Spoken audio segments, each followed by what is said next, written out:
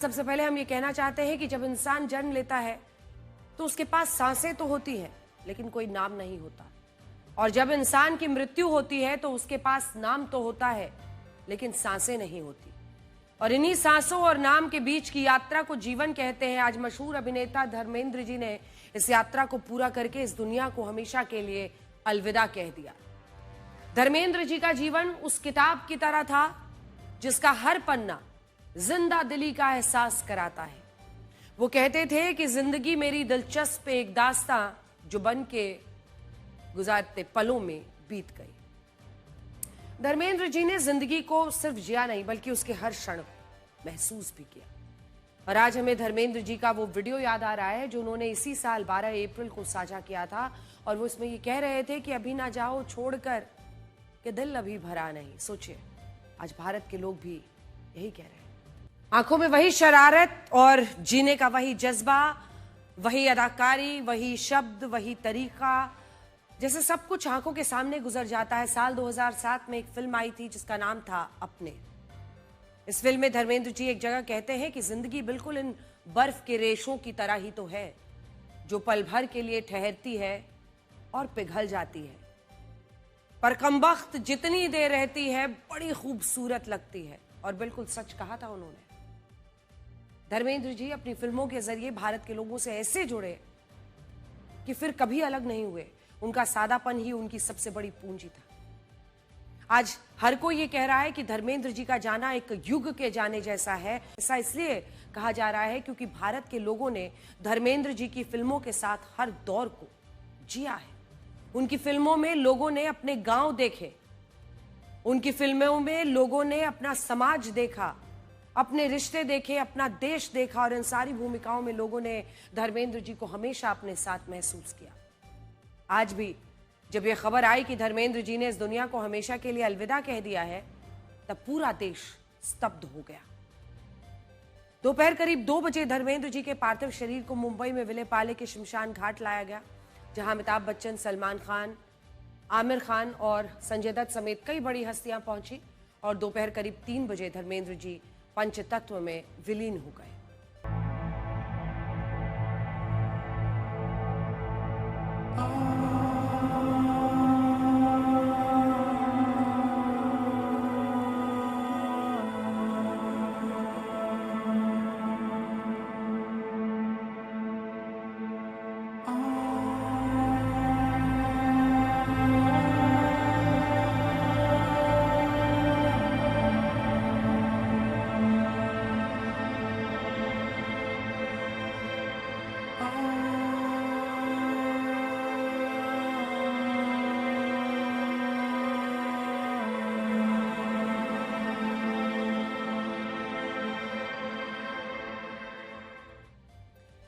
धर्मेंद्र जी को बॉलीवुड का हीमैन कहा गया, लेकिन बहुत कम लोग जानते हैं कि उनके पिता उन्हें मुंबई भेजने के बिल्कुल खिलाफ थे।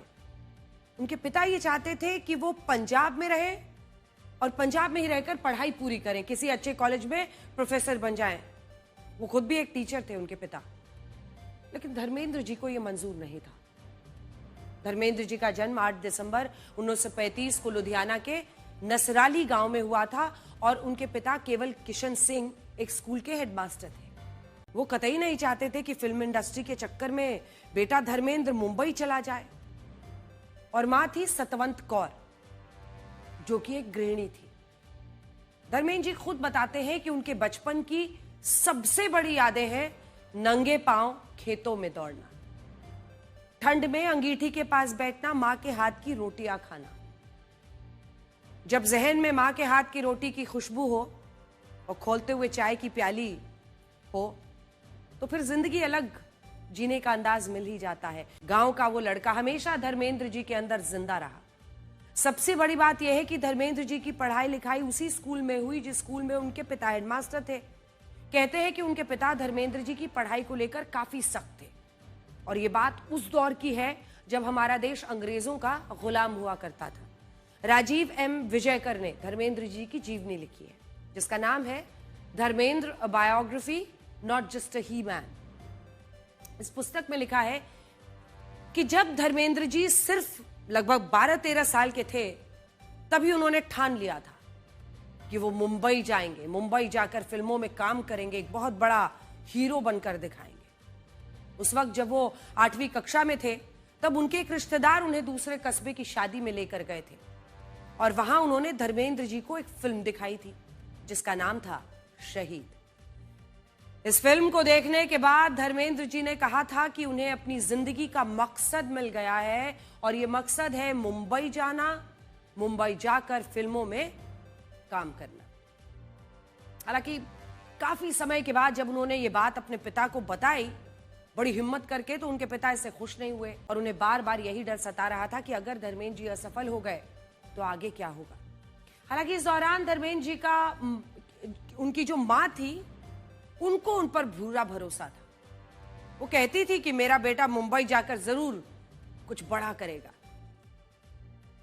उस दौर में अपने पिता को प्रभावित करने के लिए धर्मेंद्र जी ने कहा था कि वो दिलीप कुमार और राज कपूर जैसे अभिनेताओं को देखकर मंत्रमुग्ध हो जाते हैं और एक बार वो मुंबई जाकर अपने सपनों को साकार करना चाहते हैं। उस वक्त किसी तरह धर्मेंद्र जी मुंबई तो आ गए। वो बताते हैं कि उन्हें फिल्मी दुनिया के बारे में कोई जानकारी नहीं थी। उस वक्त धर्मेंद्र जी ने काफी कोशिशें की, लेकिन जब मुंबई शहर में रुकना उनके लिए मुश्किल हुआ तो वो वापस अपने गांव लौट आए। बहुत निराश भी हो गए थे। इस वक्त ऐसा लग रहा था कि धर्मेंद्र जी का हीरो बनने का सपना हमेशा के लिए टूट गया। लेकिन इसी दौरान उनकी मां सतवंत कौर ने उन्हें एक सुझाव दिया। उन्होंने कहा कि अगर धर्मेंद्र जी मुंबई की फिल्म सिटी में कोई काम ढूंढ लेंगे तो शायद उनके पिता उन्हें खुशी खुशी मुंबई शहर भेज देंगे और इसके बाद धर्मेंद्र जी के लिए अपने सपने पूरा करना आसान होगा। बड़ी बात यह है कि जब हर कोई धर्मेंद्र जी को अगला सुपरस्टार बता रहा था तब धर्मेंद्र जी मुंबई में रहते हुए अपने गांव को याद कर रहे थे। धर्मेंद्र जी खुद कहते हैं कि उन्हें एसी कमरों में रुकते हुए घुटन महसूस होती थी। वो अपनी गांव की मिट्टी हर दिन याद करते थे और उनका यह भी कहना था कि गांव उनकी आत्मा में बसा है जो कभी उनसे अलग हो ही नहीं सकता। साल 1966 की फूल और पत्थर में एक डायलॉग था, ये दुनिया बहुत बुरी है शांति, जो कुछ देती है बुरा बनने के बाद देती है। हमने धर्मेंद्र जी के कुछ शानदार डायलॉग्स आपके लिए निकाले हैं जिनसे आपको ये समझ आएगा कि उनका अभियान, उनकी फिल्में समाज के कितना करीब होती थी और वो कैसे समाज को अपने साथ जोड़ लिया करते थे। आजादी से पहले अंग्रेजों ने भारत की संस्कृति और हिंदी भाषा का अगर आप देखें तो सबसे ज्यादा नुकसान किया था, जिसके कारण बहुत सारे लोग हिंदी भाषा को कम करके आंकने लगे। अंग्रेजी भाषा को जरूरत से ज्यादा महत्व दिया गया और ये सोच आज भी कई लोगों में दिखती है।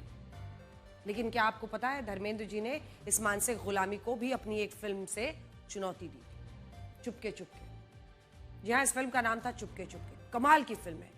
धर्मेंद्र जी ने कॉमेडी के जरिए ये बताया था कि अंग्रेजी भाषा के सामने हिंदी भाषा को कम करके आंकना सही नहीं है और हिंदी भाषा की असली शैली ऐसी है कि आप हिंदी बोलकर भी खुद को आधुनिक और संभ्रांत दिखा सकते हैं। संदेश गहरा होता था। क्या आप इस बात पर यकीन करेंगे कि अगर शोले फिल्म में हेमा मालिनी नहीं होती तो धर्मेंद्र जी इस फिल्म में वीरू का नहीं बल्कि गब्बर का रोल करते? साल 2017 रामकमल मुखर्जी ने हेमा मालिनी की जीवनी लिखी थी जिसका नाम है Hema Malini beyond the dream girl. और इस पुस्तक में लिखा है कि जब धर्मेंद्र जी को शोले फिल्म की कहानी सुनाई गई तब वो गब्बर का रोल करना चाहते थे और उन्होंने इसके बारे में डायरेक्टर प्रोड्यूसर को बता भी दिया था। उस वक्त रमेश सिप्पी साहब ने धर्मेंद्र जी से यह कहा था कि अगर वो गब्बर बने तो ठाकुर बनने वाले संजीव कुमार को वीरू का रोल मिल जाएगा और उनकी हीरोइन हेमा मालिनी होंगी। अब देखिए क्या हुआ। ये बात सुना और सुनते ही धर्मेंद्र जी ने अपना मन बदल लिया चटपट और ये कहा कि हेमा मालिनी के साथ वीरू का रोल वही करेंगे। और इसके पीछे एक वजह यह भी थी कि संजीव कुमार भी हेमा मालिनी को काफी पसंद करते थे।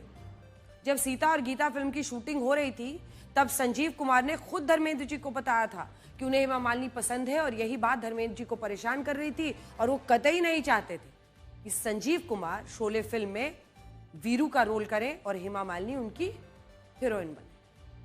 इसके अलावा एक और किस्सा यह है कि जब शोले फिल्म में एक सीन के दौरान धर्मेंद्र जी यही सी पानी की टंकी पर चढ़े थे तब उस सीन की शूटिंग के दौरान सब लोग काफी डर गए थे। डर का कारण यह था कि यह टंकी लकड़ी के ढांचे से बनाई गई थी और ये ज्यादा मजबूत थी नहीं, लेकिन इसके बावजूद धर्मेंद्र जी हेमा मालिनी को इम्प्रेस करना चाहते थे, क्योंकि वहां सामने वो मौजूद थी और इसीलिए वो इस टंकी पर आगे लटक कर ऐसे अभिनय कर रहे थे जिससे दुर्घटना होने का डर था और वहां हर कोई घबराया हुआ था। धर्मेंद्र जी और हेमा मालिनी ने कुल 28 फिल्मों में साथ काम किया, जिनमें 16 फिल्में ब्लॉकबस्टर साबित हुई और इन फिल्मों ने कुल मिलाकर 736 करोड़ रुपए कमाए, जो उस वक्त का सबसे बड़ा रिकॉर्ड था। हेमा मालिनी की जीवनी में यह भी लिखा है कि धर्मेंद्र जी उनसे मिलने और बात करने के अलग अलग बहाने ढूंढते थे और कई बार ऐसा हुआ जब हेमा मालिनी के साथ बैठने के लिए धर्मेंद्र जी ने कई लोगों को बनाया। इसी पुस्तक के मुताबिक रोमांटिक सीन के दौरान धर्मेंद्र जी जानबूझकर लाइट बॉयज को पैसे देकर गलतियां करवाते थे ताकि रीटेक करने पड़े और उन्हें हेमा जी के साथ और देर तक शूट करने का मौका मिले। ये सब कुछ हम आपको इस किताब के हवाले से बता रहे हैं। उन्होंने लाइट बॉयज के साथ एक कोड भी बना रखा था जिसमें अगर धर्मेंद्र कान छू लेते तो वो ट्रॉली हिलाकर या रिफ्लेक्टर गिराकर शॉट बिगाड़ देते, और अगर वो नाक छूते तो इसका मतलब ये होता कि शॉट ठीक है। हर गलती के बदले लाइट बॉयज को 100 रुपए, और इस तरह धर्मेंद्र जी और हेमा मालिनी की बातचीत शुरू हुई और 2 मई 1980 को दोनों की शादी हुई। ब्लाइंड क्रिकेट टीम ने पहला महिला ब्लाइंड वर्ल्ड कप जीत लिया। भारत की टीम ने कोलंबो में फाइनल मुकाबले में नेपाल को हरा दिया। इस वर्ल्ड कप में भारत की टीम अपना कोई भी मैच नहीं हारी और फाइनल में भी भारत की टीम ने नेपाल को 7 विकेट से हरा दिया। भारत ने सेमीफाइनल में ऑस्ट्रेलिया को हराया था। प्रधानमंत्री मोदी ने भी महिला ब्लाइंड क्रिकेट टीम को बधाई दी और इसे ऐतिहासिक उपलब्धि बताया। तो आज इसकी भी बड़ी खबर बननी चाहिए। सोशल मीडिया पर इसके बारे में जरूर लिखिए और हर कोई शाबाशी दे इन जाबाज महिला टीम के खिलाड़ियों को। अब आपको समंदर में बढ़ती भारत की ताकत के बारे में बताते हैं। भारत ने अब समंदर में साइलेंट हंटर को उतार दिया है। इसका नाम है INS माहे। इस युद्धपोत के शामिल होने से भारतीय नौसेना की ताकत में इजाफा हुआ और कम पानी वाले इलाकों में खतरे से निपटने की इसकी ताकत जबरदस्त मानी जा रही है। स्वदेशी युद्धपोत INS माहे को भारतीय नौसेना में कमीशन किया गया। ये माहे क्लास का पहला एंटी सबमरीन और कम गहराई वाले पानी में चलने वाला युद्धपोत है। इसे खास तौर पर तटीय इलाकों के लिए डिजाइन किया गया है। ये युद्धपोत कम पानी वाले इलाकों में ऑपरेशन में महत्वपूर्ण भूमिका निभाएगा। इसके अलावा तटीय इलाकों में गश्त करने, समुद्री रास्तों की सुरक्षा करने और दुश्मन की पनडुब्बियों की तलाश करने जैसी जिम्मेदारी निभाएगा। ये शोर को कम करने की काबिलियत के चलते इसे साइलेंट हंटर नाम दिया गया है। INS माहे का 80% हिस्सा भारत में ही बना है। इसे आत्मनिर्भर भारत की पहल का महत्वपूर्ण हिस्सा माना जा रहा है। आपको चोरों के घर में चोरी दिखाते हैं। ये खबर दुनिया में आतंकवाद फैलाने वाले पाकिस्तान में। कल अयोध्या में भगवान राम, जी हां, भगवान राम मंदिर के मुख्य शिखर पर धर्म ध्वजा की स्थापना की जाएगी और यह स्थापना राम मंदिर की पूर्णता का प्रतीक बनेगी। इस ध्वजारोहण के लिए अयोध्या में भव्य कार्यक्रम का आयोजन किया गया है, जिसमें प्रधानमंत्री नरेंद्र मोदी भी जाने वाले हैं। राम मंदिर के शिखर पर ध्वजारोहण के लिए कल का दिन चुना गया है, जो हिंदू धर्म में काफी विशेष माना जाता है। कल विवाह पंचमी है। मान्यता है कि त्रेता युग में इसी दिन भगवान श्री राम और माता सीता का विवाह हुआ था। इसीलिए कल अभिजीत मुहूर्त में यानी दोपहर 12 बजे से 12:30 बजे के बीच श्री राम मंदिर में ध्वजारोहण होगा। हजारों संतों और भक्तों की मौजूदगी में प्रधानमंत्री नरेंद्र मोदी धर्म पताका फहराएंगे। हिंदू धर्म स्थलों पर धर्म ध्वजा फहराए जाने की परंपरा हजारों साल पुरानी परंपरा है। धर्म ध्वजा फहराए जाने का अर्थ उस स्थल के धार्मिक केंद्र होने का प्रतीक माना जाता है। श्री राम मंदिर के शिखर पर जिस धर्म ध्वजा को फहराया जाना है उसे खास तौर से श्री राम के सूर्यवंश और राज चिन्ह से जोड़ा गया है। श्री राम मंदिर की धर्म ध्वजा में ओम, सूर्य और कोविदार वृक्ष को बनाया गया है। हिंदू धर्म में ओम को शुभ और पवित्रता का प्रतीक शब्द माना जाता है। ओम को सकारात्मक ऊर्जा स्रोत माना जाता है। ओम शब्द को सभी देवी देवताओं की समाहित शक्ति से जोड़ा जाता है। इसीलिए भगवान श्री राम मंदिर की धर्म ध्वजा में भी ओम शब्द को शामिल किया गया है। इसके अलावा ध्वजा में सूर्य का चित्र बनाया गया है।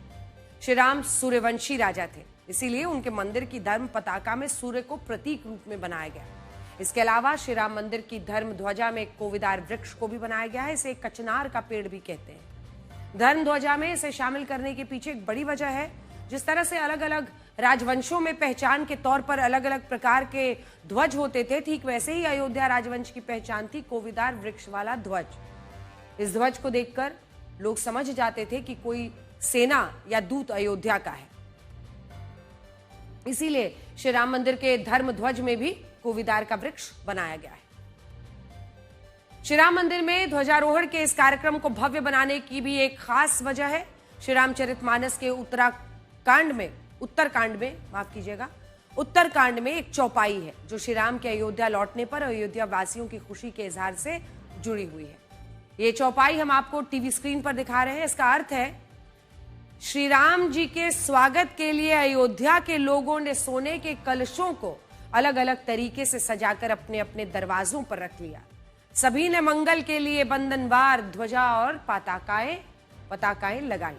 इसीलिए जिस तरह से श्री राम के अयोध्या आने पर लोगों ने खुशियां मनाई थी, उसी तरह से ध्वजारोहण कार्यक्रम को श्री राम के आगमन वाली खुशी से जोड़ा गया।